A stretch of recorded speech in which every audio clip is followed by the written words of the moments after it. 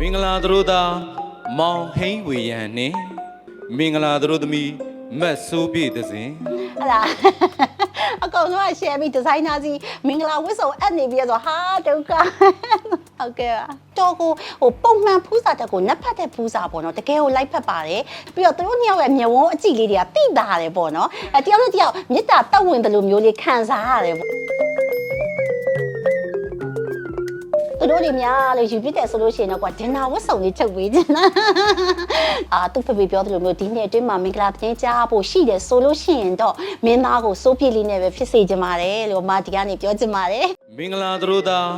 းမောင်ဟိန်းဝေရန်နှင့်မင်္ဂလာသတို့သမီးမတ်ဆိုးပြည့်သစဉ်မောင်နှံတို့အားဤမင်္ဂလာရွှေနန်းပုံစီတို့ရွှင်ကြီးကခြေလန်းအစုံချီလို့ကြွာလန်းခဲ့ကြပါစေကြောင်းအတိတ်တန်အလားမင်္ဂလာပါကိုရောင်ချက်သိမ်းပြန်တာနော်ကိုရောင်ချက်သိမ်းပြန်တာမင်းသားမင်းသမီးတော့မသိဘူးကိုကအခုတစ်နှစ်ပြန်ရှိန်ချက်သိမ်းပြန်လာတယ်အဲ့ဒီမင်္ဂလာတို့သားဟဲ့မောင်ဟိန်းဝီရန်နဲ့မင်္ဂလာတို့သမီးမတ်ဆိုးပြတဲ့စီဆိုကွာချက်သိမ်းတာသူတို့တော့မသိဟုတ်ကဲ့ပါဓာတ်ပုံလေးတက်ရတာနဲ့ဗာနဲ့ဆိုတော့လေပြောပြပါဦးဒါအဲ့ရဲ့အမတ်တရားလေးဒီညီမလေးတွေကတော့လေဒါရွှေစင်တို့ဒါစိုးပြေလေးတို့ကတော့လေဒါအလုတ်သဘောရပါအလုတ်သဘောရဆိုတာဒီလိုပဲအများအားသူတို့အထည်လေးတွေလည်းအပ်တယ်ဒါပေမဲ့စိုးပြေနေရတော့လေဒီဟိုရှိုးပွဲလေးတုန်းကပေါ့နော်အမလုပ်တဲ့ရှိုးပွဲလေးတုန်းကတော့ဒါဒီမင်းသားဟိန်းဝေရန်နဲ့မင်းသမီးလေးစိုးပြေကိုအမဒါထွက်တယ်ပေါ့နော်ဒါတို့သမီးနဲ့တို့သားအနေနဲ့အမထွက်တော့အဲ့ဒီတုန်းကလည်းတော်တော်လေးပေါက်သွားတယ်အမှန်တော့အမတို့နှစ်ဦးကိုချစ်တာပေါ့နော်ချစ်တာလို့ထွက်လိုက်တာဒါပေမဲ့အဲ့ဒီရှိုးပွဲလေးပြီးတော့ဒါမင်းသမီးရောမင်းသားရောအမတိတ်ပြီးတော့ဟိုမတွေ့ပြကြတော့အမလည်းဒီဘက်ကဒီစတူဒီယိုနဲ့ပေါ့နော်အလုပ်ကလေးရှုပ်နေတော့မတွေ့ပြကြတော့ဒါပေမဲ့သူတို့နှစ်ယောက်ကတော့ပေါ့နော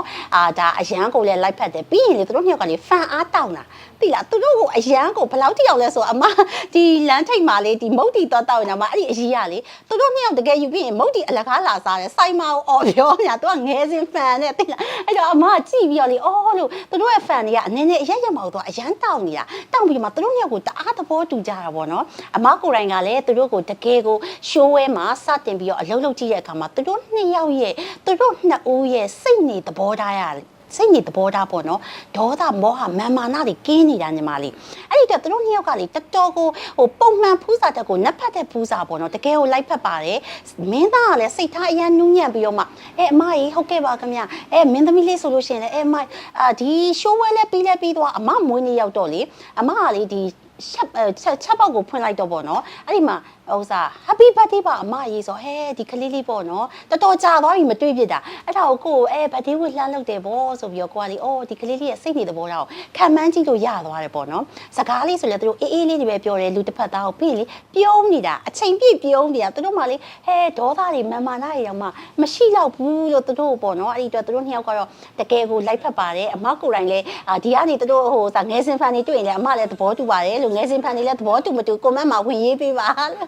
သဘောတူပါတယ်ဟုတ်ကဲ့ပါဒါပေမဲ့အလုပ်သဘောလေးတော့တွေ့ပြတာပါအဲ့ဒီပုံလေးကိုအမှတ်တမဲ့တင်လိုက်တော့ပေါ့နော်အဲ့ဒါအကောင်ဆုံးက share ပြီးဒီဇိုင်နာစီမင်္ဂလာဝတ်စုံအပ်နေပြီးဆိုဟာဒုက္ခဟုတ်ကဲ့ပါကပ်ရှင်ကတော့ဒါကျွတ်စင်ကြီးကျွတ်စင်ကြီးဖြစ်တာကပ်ရှင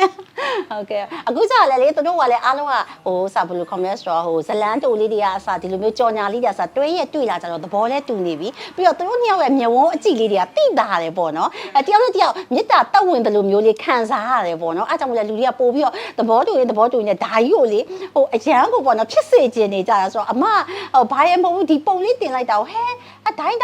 ဟာ share တာဒီဘယ်လိုဖြစ်သွားလဲမသိဘူးလို့ဟုတ်ကဲ့ပါတကယ်ဟုတ်မဟုတ်တော့စောင့်ကြည့်ကြပါတော့စောင့်ကြည့်ရမှာပေါ့အမကိုယ်တိုင်လည်းသဘောတူပါတယ်တကယ်ဖြစ်ပါစေလို့လည်းဆုတောင်းတယ်တကယ်လို့တကယ်ဖြစ်ပြီဆိုလို့ရှိရင်လည်းအမကတော့ဒီမင်္ဂလာဝတ်စုံနေရတော့ပေါ့နော်အမကတော့အမြဲတမ်းဒီချုပ်နေကြဆိုမင်္ဂလာဝတ်စုံတွေတော့တိတ်အားမတန်တော့အမကတကယ်လို့သူတို့တွေများလို့ယူပြတဲ့ဆိုလို့ရှိရင်တော့ကွာဒင်နာဝတ်စုံလေးချုပ်ပေးခြင်းလားဒင်နာဝတ်စုံလေးချုပ်ပေးခြင်းလားယူပြပါစေတကယ်ချစ်သူတွေဖြစ်ပါစေဆုတောင်းပါတယ်တို့ရဲ့ဒီဇိုင်နာမတယောက်အနေနဲ့ရောစနာလေးပေါ့နော်ဟုတ်ကဲ့ပါစ န္ဒာလေးပါသူတို့တကယ်ကိုအမဒီတကယ်လို့များသူတို့ချစ်သူတွေတကယ်ဖြစ်ပြီးတော့တကယ်မင်္ဂလာဆောင်တယ်ဆိုလို့ရှိရင်တော့အမရဲ့စန္ဒာလေးကတော့ဒင်နာပွဲလေးကိုချုပ်ပေးခြင်းတယ်ပေါ့နော်ဟတ်ရှော့လေးဟုတ်ကဲ့သူတို့လည်းကအမလည်းကရောနော်ဟုတ်ကဲ့ အဲ့ဒါကို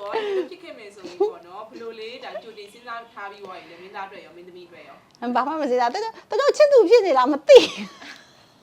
မသိတော့ဘာမှမစင်စားတယ်စိတ်ကူးလေးပြောပြတာပါစိတ်ကူးလေးပြောပြတာဆိုတော့သူတို့အခုဆိုလို့ရှိရင်ဒါပေါ့နော်ဒီနှစ်ထဲမှာသူ့ဖေဖေကပြောသွားတာပေါ့နော်ဒါမင်းသားရဲ့ဖေဖေကဒီနှစ်ထဲမှာပြောစရာသတင်းလေးရှိမယ်ဘာညာဆိုဟဲဆိုရရဲ့ကိုကလက်ကောက်လေးကြိတ်တည်ရဟဲလေဖြစ်ပါစေဆိုရအဲ့လက်ကောက်လေးတည်ရပေါ့နော်ဖြစ်မယ်မဖြစ်ဘူးဆိုတာတော့ကာယကရှင်ဒီပေါ်လဲမူတည်ရလေဒါဘာဖြစ်လို့လဲဆိုတော့အမားတို့ကတော့ဘေးကနေတော့ထင်ကြီးရဘဲရှိတာလေနော်တကယ်ယတိပြတ်ကြီးတော့တိတိကျကျကြီးတော့မဖြစ်နေသေးဘူးပေါ့နော်ဟုတ်ကဲ့ပါကြည့်လိုက်တာနဲ့ကြက်သေးမင်္ဂလာအဖျားဖျားနဲ့ပြည့်စုံနေတဲ့သရိုးသားဝတ်စုံသရိုးသမီးဝတ်စုံလေးတွေဖြစ်နေတာလဲအမှန်ပြောရရင်တော့တကယ်ပေါ့နော်ဖြစ်နေခဲ့သည်ရှိရဆိုလို့ရှိရင်လည်းမြန်လေးယူလိုက်ကြပါလို့အားလုံးဝမ်းသာဒီနေ့တဲမှာ2025မှာလက်ကုပ်တွေတီးရအောင်ပေါ့နော်ဟုတ်ကဲ့သူတို့ပုံလေးတွေတက်လာရင်တိတာတယ်သူတို့နှစ်ယောက်ရဲ့အပြုံးလေးတွေကိုပေါ့နော်အမားတို့စိတ်ချမ်းသာတယ်အဲ့ဒီအတွက်ဒီငယ်စဉ် fan ရဲ့ကိုစားရောဒါပရိသတ်တွေရဲ့ကိုစားရောအမားရောသူတို့နှစ်ယောက်ကိုတကယ်ကိုပေါ့နော်သူ့ဖေဖေပြောသလိုမျိုးဒီနှစ်အတွင်းမှာမင်္ဂလာတင်ကြားဖို့ရှိတယ်ဆိုလို့ရှိရင်တော့မင်းသားကိုစိုးပြစ်လေးနဲ့ပဲဖြစ်စေချင်ပါတယ်လို့အမားဒီကနေပြောချင်ပါတယ်တကယ်လို့စိုးပြစ်မဟုတ်ဆိုရင်တော့တခြားတစ်ယောက်ကတော့မောက်လာထူတော့မှာမင်းသားရဲ့တို့သမီးလာထူတော့မယ်